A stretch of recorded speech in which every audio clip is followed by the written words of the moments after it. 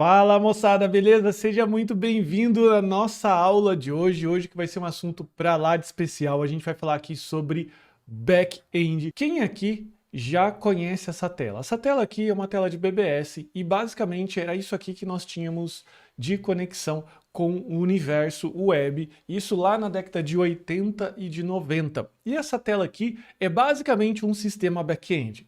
O que é um sistema back-end? Era um sistema que nós utilizávamos um aplicativo chamado Telnet, a qual você se conectava no servidor e o servidor ele dava para a gente lá um prompt de comando que você eventualmente digitava o comando para ter acesso à BBS. Isso nos servidores mais antigos, alguns outros ele já abria isso aqui para você imediatamente, mas basicamente era isso daqui, você tinha acesso a um console. E o que é um console para quem não sabe? O console é basicamente essa tela aqui a qual nós digitamos comandos, ok? Ele permite você rodar as coisas no console local. Aqui, como eu tenho na minha máquina, eu vou dar um ls aqui, ó. Então tem aqui vários arquivos, várias pastinhas, mas eu também posso fazer uma conexão remota. Eu posso utilizar esse console para acessar um segundo console que está no outro lado do servidor. Isso aqui, querendo ou não, ele foi o precursor da nossa programação que a gente conhece hoje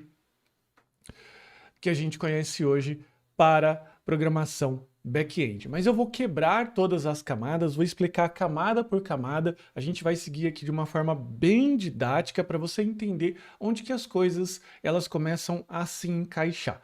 Belezinha? Então, vamos lá. Quem inventou basicamente a web do jeito que a gente conhece é esse cara aqui chamado Tim Berners-Lee, que é um físico a qual ele presidia lá, ele tinha um cargo dentro do CERN, que é um laboratório de física, a qual ele montou uma proposta, que a proposta dele era criar um sistema de informação que pudesse ser distribuído no que ele chamou de Hypertext System, e esse sistema ele poderia ser escrito numa linguagem de marcação, né, o chamado HTML, e também ser estilizado depois, mais tarde, com o CSS. E o que o Tim Berners-Lee acabou criando? Ele acabou criando a web. Então, nesse paper aqui que fala um pouco sobre o CERN, tem aqui a proposta, e inclusive esse aqui foi o nosso primeiro website, ok? E o website, basicamente, para quem já está um pouco mais acostumado, o que é um website? Um website basicamente é isso daqui, é algo que eu acesso, que tem aqui as informações, eu criei aqui um pequeno website que tem uma lista de clientes e é tudo isso que eu tenho. Então se a gente clicar aqui para acessar o nosso website, já acessando aqui a nossa pasta de desenvolvimento, se eu clicar aqui para abrir, eu tenho então a minha lista de clientes.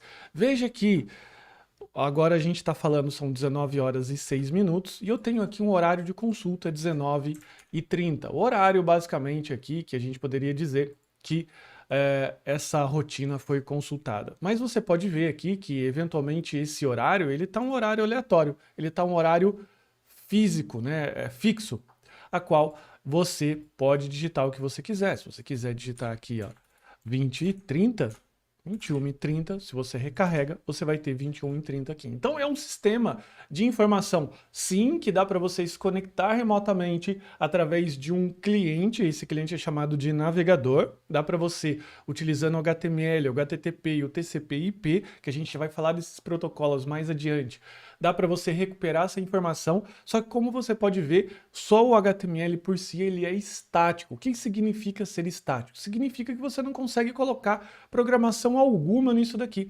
Então você vê basicamente que eu coloquei aqui coisas, enfim, fixas que não fazem muito sentido. Só que para a galera que estava, no caso o Tim Berners-Lee, para a proposta dele, isso era mais que suficiente, porque o que ele queria na época? Ele queria criar lá as informações de papers, informações científicas do CERN e distribuir isso, ou seja, fazer alguma coisa um pouco mais interessante que o papel, que uma publicação em papel.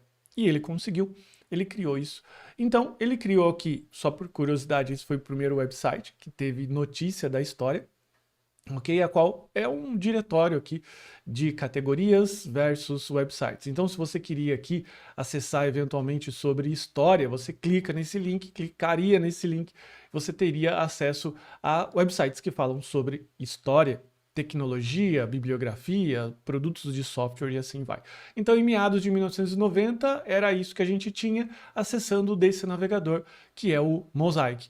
Ou então, você tinha a possibilidade de utilizar os softwares desktop, a qual alguns tinham conexão com a internet, conexão com TCP/IP, conexão com algum outro servidor, e você tinha essa possibilidade de conexão que ainda era bastante limitada.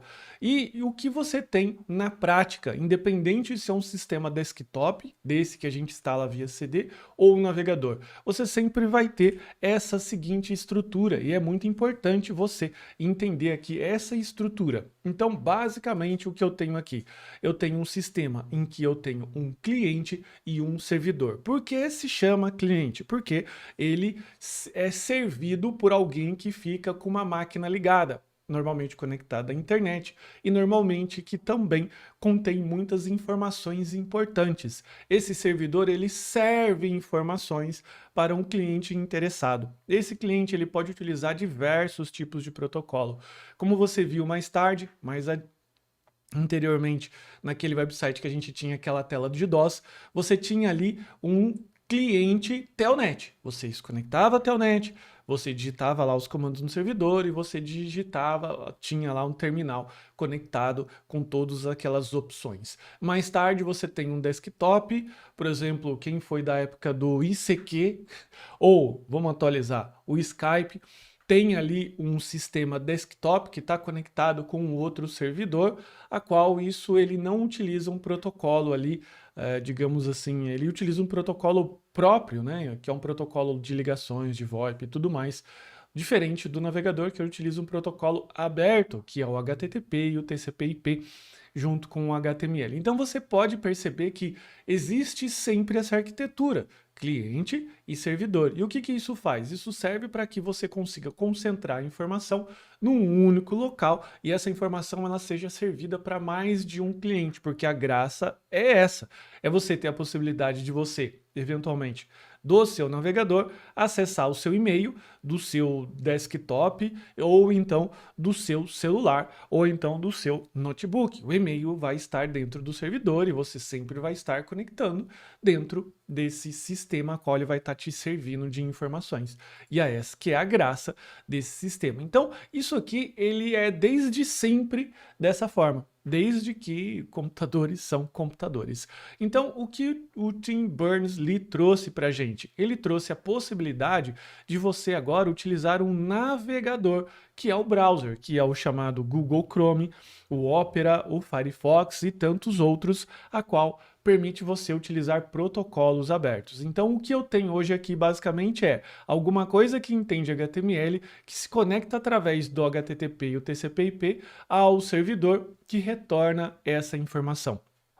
E hoje, como eu disse, nós temos muitas tecnologias a quais elas podem nos servir dentro dessa arquitetura, navegador, servidor. Mas as principais hoje que a gente pode ver constatando números de vagas, números de projeto, são essas daqui. Claro, o trio HTML, CSS, JavaScript acoplado com o React. E também aqui na parte de servidor, eu tenho aqui o Node.js e o Postgres. Essa seria uma arquitetura mínima possível para que você possa trabalhar.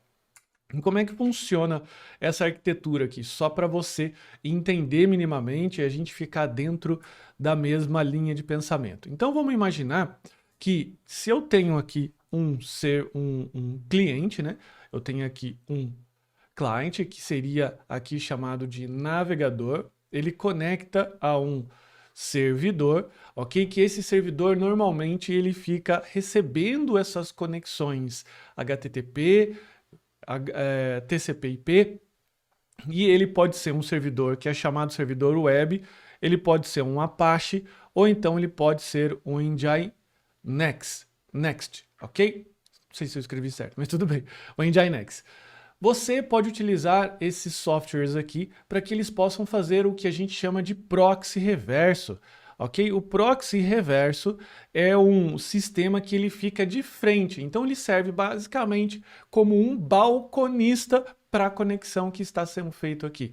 Por que que você utiliza um proxy reverso e daí esses sistemas se conectam na sua aplicação?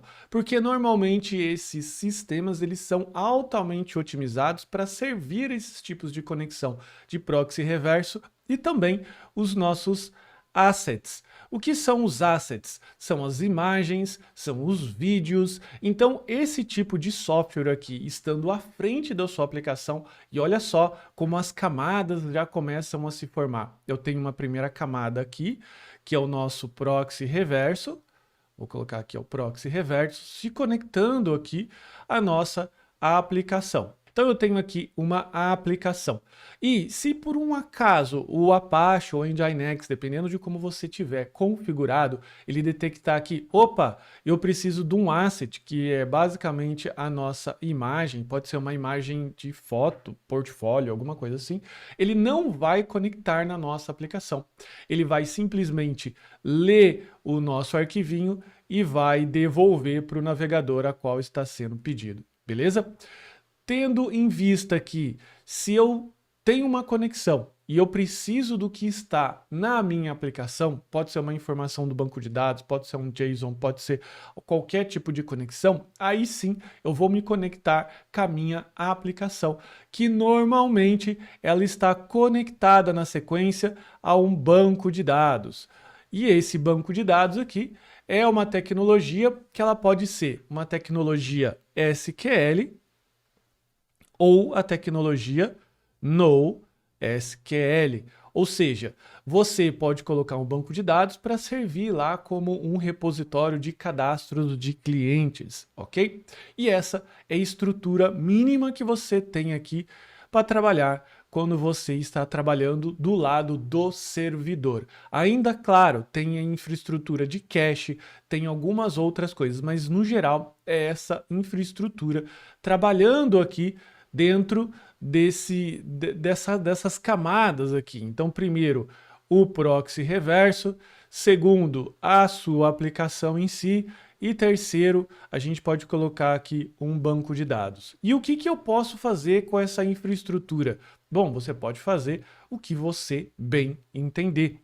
Existem pessoas que vão utilizar essa estrutura e vão quebrar a aplicação em vários pedaços. Por exemplo, eu tenho aqui um módulo que é chamado de estoque e eu tenho um outro módulo chamado financeiro, por exemplo. Então, o que eu faço? Aqui eu tenho uma conexão com uma API, aqui eu tenho uma conexão com uma outra API, que ela está conectada, de novo, num proxy reverso, aqui é outro proxy reverso, que aqui está conectada com um código meu que só trata estoque, aqui só trata financeiro, que aqui eventualmente está conectada num outro banco de dados, que aqui só tem informações de estoque e esse outro só tem informações de financeiro. Isso aqui que você acabou de ver é uma estrutura de microservices, ou seja, de microserviços. E essa é uma tipo de estrutura bem comum que todo programador back-end precisa conhecer. Por que que ele precisa conhecer? Porque a partir do momento que eu quebro a minha aplicação em partes menores, eu possibilito escalar a minha aplicação de uma forma muito mais fácil, quer dizer, menos traumática.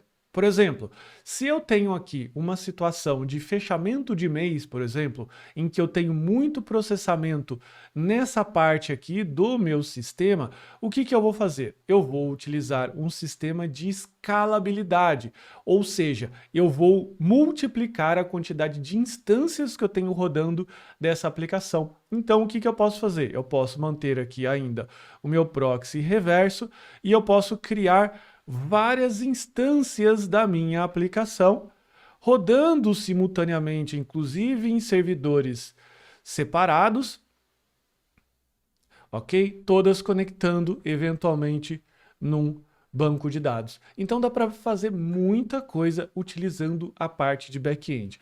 Maravilha, mas como é que isso funciona agora na prática, na programação? A gente vai dar uma olhada aqui na parte de programação e a gente vai fazer uma evolução. Eu vou ver aqui com você a parte do primeiro ponto, que é o HTML estático, e logo na sequência a gente já vai para um tipo de HTML que ele é o HTML dinâmico, só para a gente seguir essa sequência. Então vamos olhar aqui no número 2, beleza? E vamos começar a perceber que agora, o que eu tenho aqui? Deixa eu só encaixar nas minhas abas. Agora, o que eu tenho aqui? Eu tenho uma listagem de cliente, que ela é dinâmica. Eu recarrego a minha listagem de clientes e o que eu tenho aqui? Eu tenho uma listagem, um horário que ele reflete o horário atual, reflete a atualidade. Isso daqui já é back-end? Não. Por que eu estou mostrando isso, apesar de ser trivial? Porque tem muitas pessoas que vão olhar isso daqui e vai falar assim, não, eu tenho um código, ele está mostrando a hora atual, então isso daqui já é programação. E não é programação, quer dizer, é programação, só que isso aqui ainda está trabalhando no lado do front-end, ou seja, essa programação, esse pequeno timer aqui, ele está vivendo, por assim dizer, aqui no nosso navegador. E por que é perigoso você deixar, ou, digamos assim, as partes mais sensíveis, como fórmulas, sistemas de controle financeiro, por exemplo, só do lado do servidor? Porque o servidor, desculpa, do lado do cliente, do lado do navegador, porque o navegador é meu. Ele está na minha máquina. Já pensou se você coloca eventualmente um sistema de controle de saque financeiro só no front-end? Adivinha qual que vai ser a tentação de uma pessoa que estiver utilizando esse sistema? A tentação dessa pessoa vai ser assim, olha, se eu mudar um ifzinho aqui, eu posso sacar o dinheiro mesmo eu não tendo saldo. Então é muito importante que você consiga manter um equilíbrio saudável entre o que você vai rodar dentro desse contexto e o que você roda aqui dentro desse contexto. Normalmente, tudo que você tem aqui do lado do cliente ou do lado do navegador é o que a gente chama de apresentação da informação. E aqui são dados sensíveis ou regras de negócio. E por que a gente chama regra de negócio? Porque é uma regra que ela não pode ser quebrada, senão vai quebrar o seu negócio. Então perceba aqui o quanto esse HTML inocente ele é perigoso. Se você olhar aqui o HTML dele, você vai ver aqui que na tag script a gente colocou então um sistema que ele pega a hora atual e daí pega a hora, minuto e segundo e plota aqui pra gente na tela. Agora que eu tô trabalhando aqui dentro de um contexto, eu entendi o problema de você ter dados sensíveis. O que aconteceu uma época lá dos anos de 2003, 2004, até hoje isso acontece muito.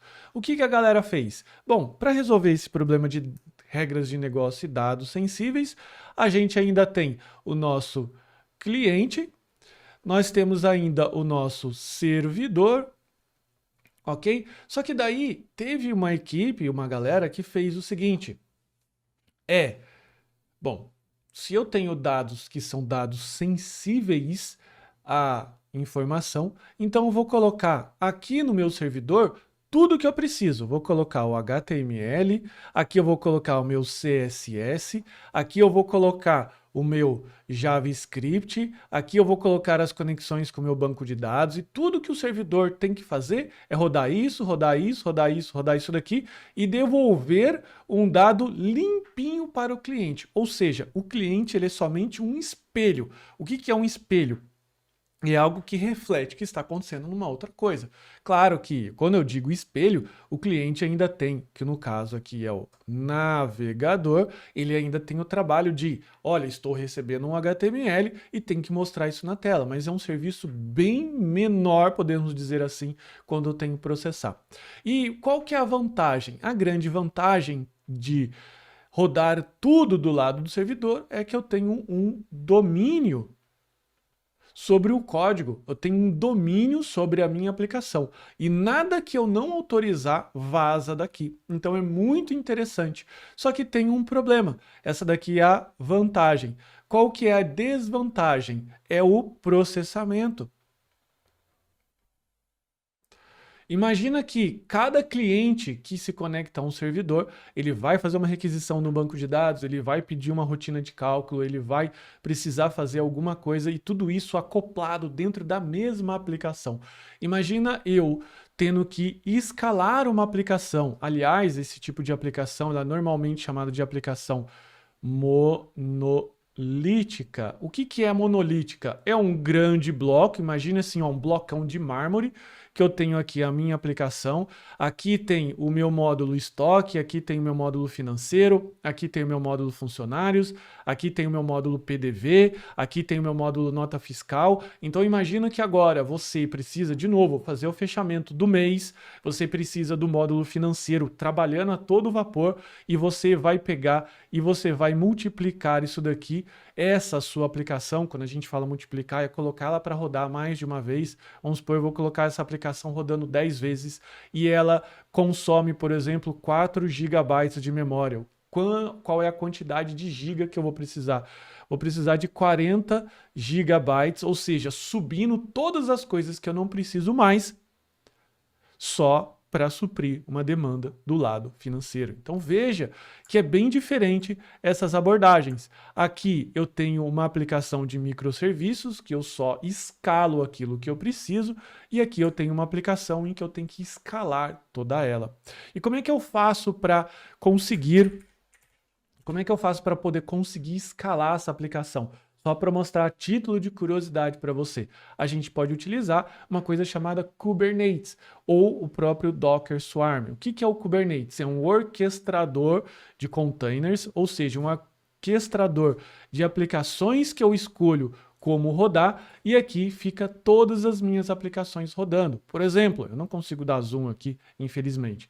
Então, por exemplo, eu tenho aqui um sistema de landing pages que ele está aqui escalado 3 vezes. Então ele tem 3 instâncias dele sendo executadas. É uma aplicação Next. Enquanto que eu tenho um outro chamado LMS que ele só tem uma instância dele rodando. Então é muito útil quando eu tenho esse sistema de microserviços, porque de novo eu tenho um consumo mais inteligente de recursos da minha aplicação. Ok? O que eu tenho então aqui na parte do servidor é uma conexão que eu tenho com o Express, o banco de dados, e eu tenho aqui, olha só, que interessante, eu tenho uma rota que ela responde aqui no nosso barra, ou seja, no root da aplicação, em que eu faço o quê? Deixa eu só mudar para o diretório correto, em que eu faço a parte de servir. Eu estou servindo aqui, ó, agora na porta 8080. Vamos dar uma olhada aqui, ó. Localhost 8080. Nossa, professor, você falou que era diferente. Eu estou vendo tudo igual. Sim, você está vendo tudo igual. Mas vamos dar uma olhada melhor? Essa aqui é a parte em que eu mostro uma programação do lado do cliente. Se a gente pedir para ver o source da página, você vai ver eventualmente um código JavaScript. Esse código JavaScript, ele mostra a data e a hora. Desculpa, a hora.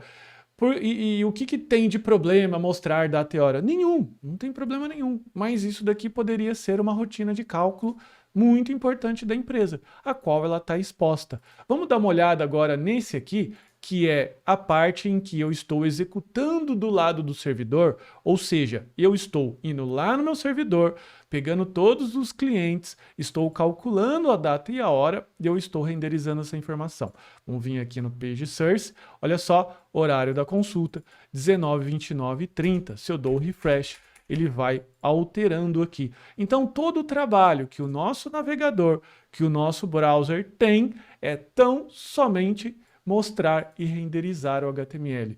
Toda a parte pesada, por assim dizer, ele é processado dentro da nossa aplicação.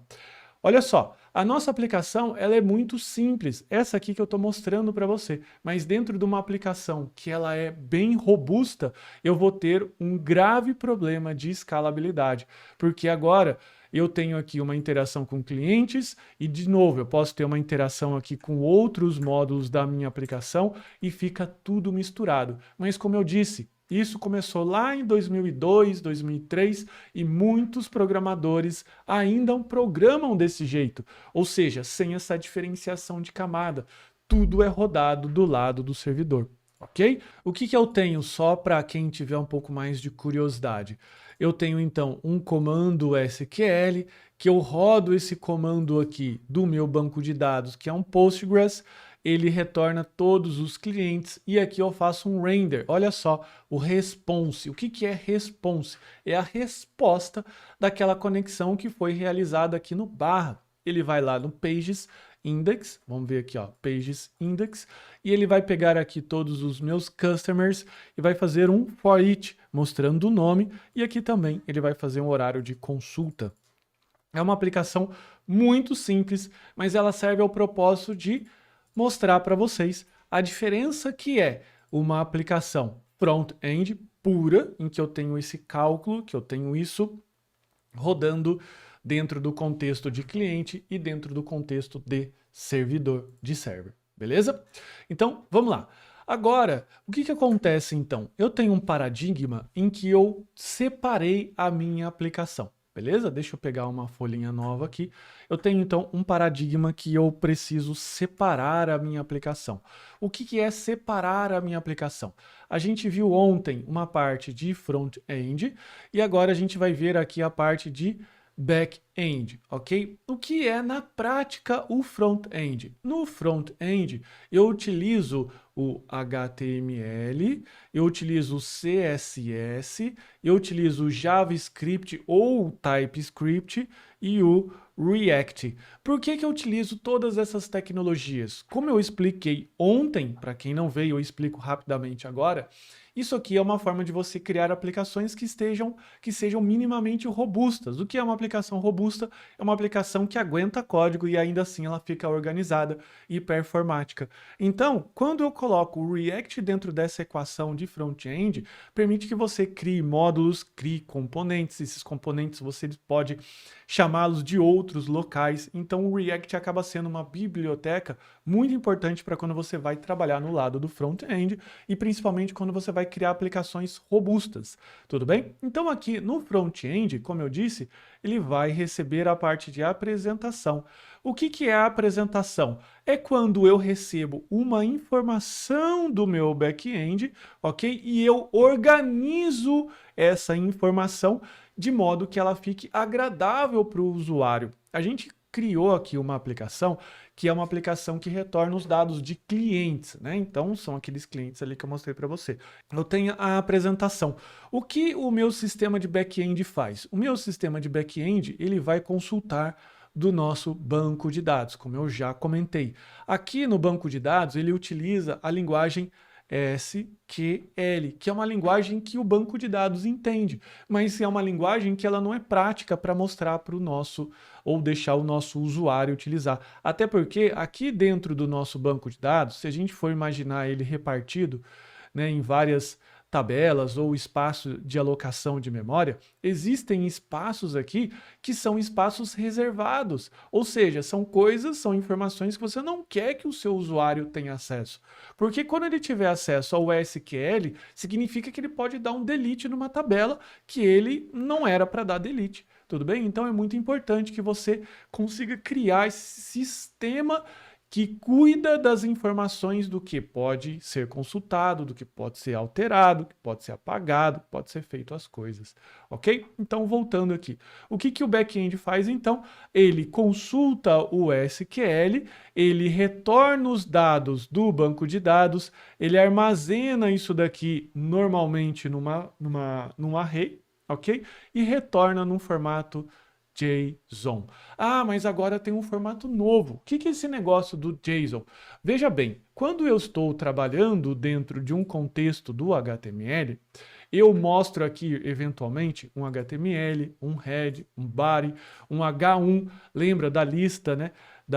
Do título 1. O título 1 significa um título mais importante que o título 2, e ele vai mostrar com uma formatação diferente, um pouco maior que o outro. Enfim, ele é focado para o usuário, ou seja, ele é focado para aquelas pessoas que vão olhar o título, Ah, tem uma informação aqui que é mais importante do que a informação que eu mostro aqui em formato de lista, deixando claro esse formato aqui. Se você já leu um livro, você sabe que o título do capítulo ele é mais importante que o conteúdo. Por quê? Porque ele destaca alguma coisa ali, ok?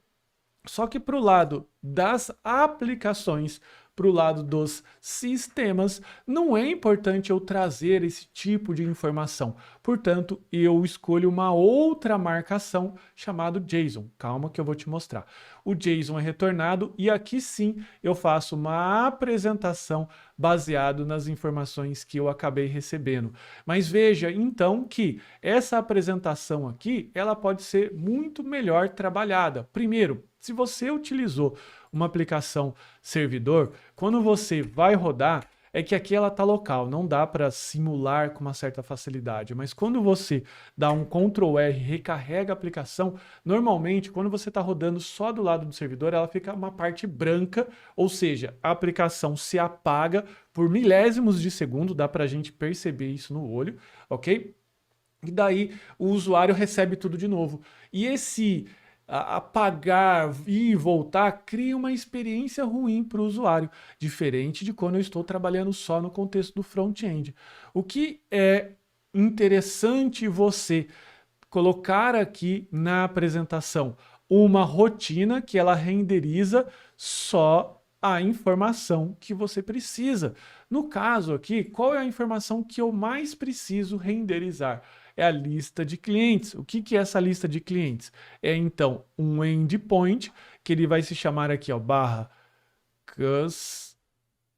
customer, ok? Que ele vai retornar só o pedacinho da informação que eu preciso, que são os dados de cliente. Como é que essa aplicação ela está feita aqui? Quando você acessa o nosso código, eu vou acessar aqui o código 4, que é o JSON BD. Vou abrir aqui uma outra janelinha. 04 React App. Então aqui eu vou rodar o npm run dev. Ele está rodando agora na porta 3000, npm run dev. E aqui ele rodou um outro React. Veja, é basicamente a mesma aplicação, só que ela é uma aplicação agora que é uma aplicação React. Quando eu acesso o localhost 3000/customers, o que eu tenho então aqui? Os meus clientes. Isso aqui é um JSON, ou seja, se você lembrar do HTML, não tem nenhum tipo de informação de formatação, só informação de dados, que são propriedades e valores. Eu tenho então aqui a minha lista de customers, a qual tem aqui então vários clientes. Eu tenho ID4, ID1, ID3, e da onde ele está puxando isso? Ele está puxando do nosso banco de dados.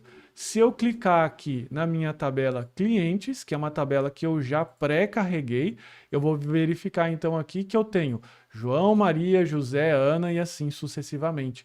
Então veja o quanto é interessante quando eu trabalho dentro desse contexto. Por quê? Porque agora eu estou carregando somente a informação que eu preciso. Veja, a informação que eu preciso, ela está aqui, ó, no JSON BD, ou seja, aqui é o meu servidor, ele não tem mais a parte em que ele é responsável por renderizar todo o HTML, fazer todo aquele processo. A única coisa que o servidor tem que fazer, e nesse caso aqui é o 04 JSON BD, é acessar a tabela de clientes e retornar o valor que foi solicitado. Eu não tenho que calcular a hora, eu não tenho que fazer nenhuma outra rota. Se eu resolver criar um outro diretório chamando 05 JSON BD, a qual eu vou mostrar fornecedores, eu tenho então duas micro aplicações. Que aplicações são essas? A aplicação que retorna clientes e uma outra aplicação que retorna fornecedores. Se eu tenho, então, um dia, eventualmente, de fechamento ou alguma coisa que vai precisar um autoprocessamento da minha aplicação, eu coloco somente aquela parte da aplicação, só aquela micro aplicação ou microserviços para rodar. Eu não me preocupo com o restante. Além do que, se uma parte desse sistema cair, né, só cai ali uma parte muito pequena, não afetando toda a aplicação. E isso é muito interessante quando você vai trabalhar como programador em empresas maiores. 99% das empresas que utilizam essa arquitetura front-end e back-end vão usar dessa forma. Então é muito importante que você saiba disso.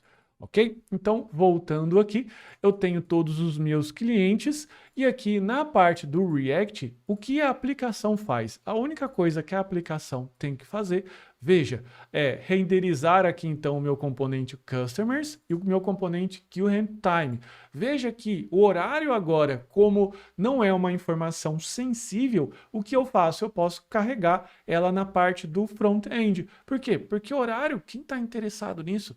Então o QRentime, ele é processado aqui no meu front-end e os customers, ou seja, os meus clientes que eu estou buscando da minha rota lá do servidor, ele é processado aqui, mas não processado a parte de captura de dados do banco de dados, mas é só a etapa de apresentação. Ou seja, quando eu recebo o meu JSON, ele vai se preocupar, então, somente em mostrar informações. O que é mostrar informação aqui? É renderizar o meu elemento UL e o meu elemento LI. Ponto, mais nada. Mostrando então aqui o nome e o ID do cliente colocando aqui no key. Então é muito interessante quando você tem essa arquitetura de cliente e servidor, principalmente quando você vai trabalhar com o React. O que eu tenho aqui no meu sistema de pedido online? Aqui no meu sistema de pedido online, como é um servidor, digamos assim, um serviço de back-end um pouco mais elaborado, a gente quis colocar algumas outras camadas aqui que são camadas importantes, a qual você tem que saber. O principal ainda continua. Eu tenho então aqui o meu navegador, o meu browser, que ele fica aqui no contexto do front-end. Eu tenho aqui então o meu servidor, que é o meu back-end, ok? Só que lembre-se que antes eu tinha então uma aplicação, vou colocar aqui a minha aplicação, em Node.js, que consultava diretamente o meu banco de dados via SQL. Só que quando você trabalha ainda dentro desse contexto aqui, trazendo isso numa linguagem diretamente conectada com o seu banco de dados, que no caso aqui é o Postgres, quando você precisa trocar de banco de dados, quando você precisa fazer uma consulta um pouco mais otimizada, quando você precisa fazer alguma coisa um pouco mais elaborada, o que que acontece? Essa parte aqui do seu software, ele começa a apresentar lentidão, começa a apresentar vários problemas. Então, o que que a gente costuma fazer aqui? A gente costuma adicionar uma camada a mais, que é a chamada camada ORM, que é a camada de gestão dos dados de banco de dados. O que seria essa camada de gestão? Seria eu adicionar um conjunto de classes aqui, ok? Eu vou colocar aqui ORM, a qual a minha aplicação solicita para o ORM e o ORM ele solicita para o nosso banco de dados. E por que que isso daqui é interessante? Porque tudo que eu preciso saber usar é o nosso ORM. E esse ORM utilizado foi o Prisma. Ok? Para quem não conhece, o Prisma é um sistema de ORM muito conhecido, tá aqui ó, Prisma Docs. Eu não vou ler toda a documentação, claro, mas é só para você entender em que eu tenho um esquema que eu detalho quais são as minhas tabelas, como elas se relacionam, quais são os contextos, os campos, os tipos, etc. Eu coloco tudo que normalmente eu coloco dentro de um banco de dados, rodo as migrações e depois tudo que eu preciso fazer é consultas a métodos de classe, que eles vão se responsabilizar em tratar cache, em tratar tipos de dados e fazer as coisas da melhor forma possível. Trabalhar com o RM é interessante? É interessante quando você está trabalhando dentro de um projeto mais robusto, só que ele não é interessante quando você está aprendendo. Então, quando você está estudando, procure entender o SQL. E depois, quando você estiver no modo de produção, ou seja, fazendo uma aplicação para valer, daí você migra totalmente para o ORM e daí depois você esquece disso daqui. Claro que não dá ainda para esquecer 100%, até porque esses dias eu estava tendo que fazer manipulação de SQL aqui também, tá? Depois de 25 anos.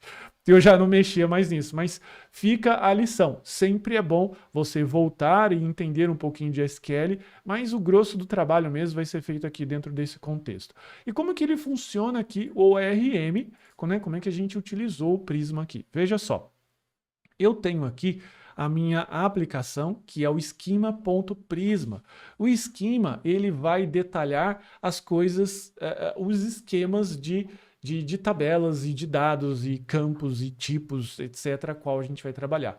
Então, eu tenho aqui, eventualmente, um snack, ok, que tem nome, descrição, preço, é o hambúrguer, é a pizza, é o sorvete, e ele tem, olha só que interessante, itens que estão order. O que é order em inglês? Comprados, né? Itens comprados. Esses itens comprados estão aonde? Veja só, estão ligados diretamente aqui, ó. Então, se eu tenho um burger, né, que é um item que está ligado a um snack, eu tenho também a possibilidade de saber quantas unidades daquele hambúrguer especificamente foi vendido, qual foi o valor que foi vendido e todas essas questões que são questões importantes para eu montar um estoque. Então veja que a partir de um snack, que é um produto, eu sei quantas vendas foram feitas, dia, para quem, exatamente, dentro de um contexto de banco de dados. Só que um item, ele também pertence a uma order. Por quê? Porque eu, como cliente, eu posso comprar mais de um hambúrguer. Posso comprar um hambúrguer, uma pizza, e isso fica dentro da order, que é o pedido, que está ligado a um customer, que está ligado a um cliente, que por sua vez tem os seus status, no caso a order, né? Como pendente, pago e cancelado. Então veja o quanto é interessante você trabalhar com esse esquema. Por quê? Porque quando você coloca esse esquema de uma forma tão clara, desse jeito aqui que a gente está vendo, fica basicamente impossível de você errar. Você vê os relacionamentos, você vê aqui os tipos, veja aqui, por exemplo, o full name, que é o nome completo do indivíduo, é um varchar 255. O que é um varchar? É um texto que ocupa 255 caracteres. Aqui eu escolhi o banco de dados, no caso que ele chama de provider, como Postgres. Eu poderia ter escolhido o MySQL, por exemplo. O esquema ia mudar? Não, ia muito provavelmente ficar desse jeito que a gente está olhando aqui. O preço, por exemplo, é um decimal, que daí ele adapta o uso ao Postgres. Então veja que maravilhoso é quando você utiliza um ORM para tratar de todos esses detalhes para você. Quando você não tem um ORM, você tem que fazer isso daqui, ó. Você tem que ter eventualmente um script SQL que ele vai trabalhar aqui, ó, nesse nível, programação na unha. Mas depois que você já aprendeu isso aqui razoavelmente bem, os projetos mais profissionais, eles vão acabar utilizando o ORM. E existe uma discussão infinita na internet, que é o mesmo tipo de discussão que você vai ter quando você fala o seguinte: eu devo utilizar um framework ou devo fazer tudo na mão? Eu faço um JavaScript vanilla ou uso o React? Daí, cara, a resposta é sempre depende. Por quê? Porque senão você vai ter que ficar discutindo aqui situações. Então é assim, o seu projeto é um projeto que vai crescer para múltiplas tabelas, ele vai precisar de alguma coisa mais estruturada, mais elaborada, vai precisar de controles mais profissionais, utilize um RM. Eu tenho certeza que o meu projeto ele não vai ter mais que 2, 3 tabelas. Faça o SQL direto. Não precisa ficar preocupado também. Não é só porque é profissional que eu vou ter que utilizar desse jeito. Não, você não tem que nada. Você tem que só avaliar com a sua própria ótica se vale a pena ou não utilizar, beleza? E aqui dentro do nosso sistema aqui de back-end, a gente utiliza o mesmo esquema. Veja aqui, por exemplo, eu tenho uma rota de snacks. E essa rota de snacks aqui, eu tô com ela já pré-carregada, ela mostra aqui o burger, né? Então vai mostrando aqui o mega, vai mostrando aqui o extra bacon, vai mostrando aqui o tradicional com a sua imagem, com a data que foi criada, a descrição, o nome, o preço, enfim, ele vai colocando aqui. Da onde que ele está tirando? Ele está tirando dessa rota de snacks. Vamos dar uma olhada um pouquinho mais a fundo o que essa rota faz? Veja só, ela pega aqui recebe snacks. Snack é um tipo que eu recebo como parâmetro lá da URL, lá no query. Eu faço uma validação se esse parâmetro foi fornecido ou não. E o que que eu faço? Eu vou lá no Prisma, snack, que é o nome da tabela que eu tenho, e dou um find many. O que que é um find many? É o próprio nome em inglês já diz, buscar vários. Então aqui eu coloco a cláusula where, em que eu coloco o snack e o equals, ok? Se eu fosse escrever isso daqui em SQL, como é que eu deveria escrever? Deveria fazer assim, ó. Select, eu vou colocar aqui o asterisco, eu sei que é feio, mas vou colocar asterisco por exemplo, ok? Eu vou colocar aqui o snacks, where snack é igual a burger, ok? E esse burger ficaria aqui no where. Olha só o quanto é diferente isso aqui disso daqui. E por que que ele é diferente desse jeito? Porque aqui eu trabalho num nível de orientação ao objeto, eu trabalho chamando métodos. E aqui eu estou executando o comando SQL diretamente no banco de dados. Claro que o Prisma, como sendo um ORM, no fundo ele vai montar esse select aqui para mim, mas eu te garanto, cara, depois de 3 meses, depois de 6 meses trabalhando com SQL, você não vai mais querer trabalhar com outra coisa na sua vida a não ser os ORMs. E existem vários por aí, tá? O Prisma é o que está, tipo, hoje topo de linha, um dos topos de linha, principalmente porque ele trabalha com TypeScript, que também é outro esquema topo de linha de você trabalhar, ok? Aqui eu mostrei uma rota, que é uma rota que captura, ela faz get de snacks, mas também a gente tem outras rotas aqui. Por exemplo, se eu tiver que fazer um checkout, o que é o processo de checkout? É um processo em que eu submeto a informação para pagamento. Veja só, aqui na minha rota de post, eu recebo cart, customer e payment. São dados que eu recebo de body, que é o corpo do formulário, aquele formulário que a gente digita os dados de pagamento, ok? Veja que aqui eu não chamei os objetos diretamente. O que eu fiz? Eu criei uma classe de serviço. E é muito interessante quando você tem essa possibilidade. Você pode, eventualmente, fazer isso daqui. Eu vou criar uma classe que eu crio mais uma abstração. E por que que é importante eu fazer tantas abstrações assim? Eu não posso fazer todas as chamadas direto no meu arquivo principal? Cara, você pode fazer o que você quiser, né? Só que não é prático. Aqui eu vou colocar ainda mais uma camada de service. O que essa camada de service faz? Aqui tem alguns métodos que ele sabe lidar com as classes de ORM. Então eu chamo somente um método dentro aqui do service, ok? Nesse caso aqui, olha só, estou chamando checkout service, que ele vai chamar o método chamado process. Essa camada aqui, que é a camada principal que recebe a rota checkout, ela não precisa saber de detalhe nenhum. A única coisa que ela precisa é o seguinte, cara, eu vou chamar um método, vou passar as coisas que eu estou recebendo aqui e você te vira aí do outro lado para calcular valor, para fazer a cobrança no cartão de crédito, para retornar se deu erro ou não. E daí o que que acontece? Quando eu recebo a ordem criada, eu repasso essa ordem criada para quem me chamou, no caso, o checkout. Vamos dar uma olhada aqui no checkout service? Veja só que é uma classe em TypeScript, ok? Que ela vai utilizar, inclusive, outras coisas que estão aqui acima, beleza? Ela chama aqui o Prisma Client. O que é o Prisma Client? É uma aplicação do objeto do Prisma, para você conseguir manipular as informações. Eu tenho aqui o método process. O que eu faço? Busco ver se os snacks que eu estou passando aqui estão contidos no banco de dados, e uma característica muito importante que você precisa fazer todas as vezes que você for programar em back-end é sempre checar. Not trust, always verify. É sempre isso daqui, ó. Eu, aqui no service, estou recebendo aqui da minha aplicação os IDs de snacks.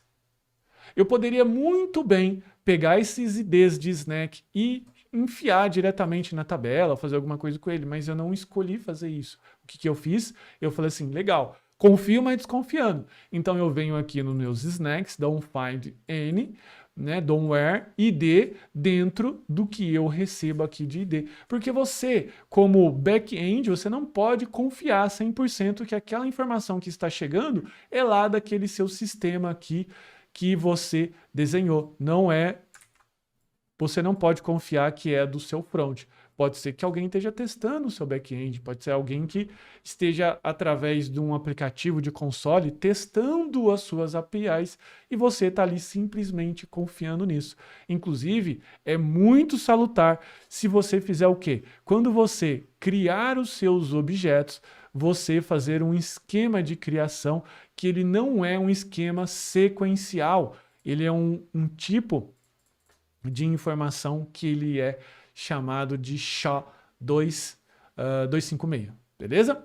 Então, voltando, então, vejo aqui meus snacks, carreguei os meus snacks e agora sim a gente vai fazer o quê? Um cálculo de preço, do preço que eu estou pegando lá do meu banco de dados, não estou confiando em qualquer tipo de informação que está chegando no meu client, pego a quantidade, calculo o subtotal e o restante aqui eu chamo o sistema ou o service de pagamento, a qual vai criar a order e vai fazer toda uma atualização aqui, criando o customer, criando a order. E daí aqui é chamado então de regras de negócio. Aí, então aqui no service eu vou fazer várias regras de negócio, a qual aqui eu vou fazer a manipulação. Veja a quantidade de métodos que eu tenho aqui dessa classe, a quantidade de coisas que eu tenho que fazer. E aqui, esse cara que recebe a requisição, a única coisa que ele sabe é, cara, dá um process aí, processa esse negócio para que eu possa depois mostrar para o meu cliente e mostrar para o front-end, ok?